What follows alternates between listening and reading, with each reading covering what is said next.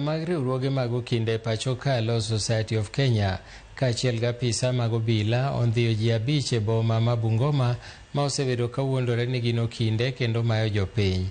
Jarit mar apis mar Law Society of Kenya okil Steve Mbugwa wacho ni e bwo higni 13 mokalo jopiny osebedo kiwuondo kendo lalo omenda mathoth ka koro odwa ni jopiny mondo obed akicha kendo ging'e okil mopuodhi e kinde ma gimanyo konyruok moluwore gi chike. Kaluwore gi Mbugwa, okindego osebedo ka winjo buche mang'eny e doho kowacho ni joma timo timbego ibiro twe e kind higa achiel kod higni 3 e od ang'ech kaka yor tieko timbego. 4 separate law firms or separate offices which they purport to be law offices. It is unfortunate that these offices have been there for quite some time, since 2013, and we have realized that they have been conning members of public millions of shillings. Some of the offices we have recovered very serious documents such as title documents.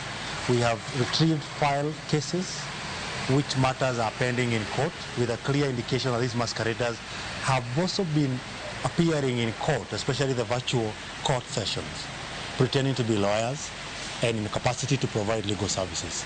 It's very unfortunate that we continue to witness this, especially in our upcountry.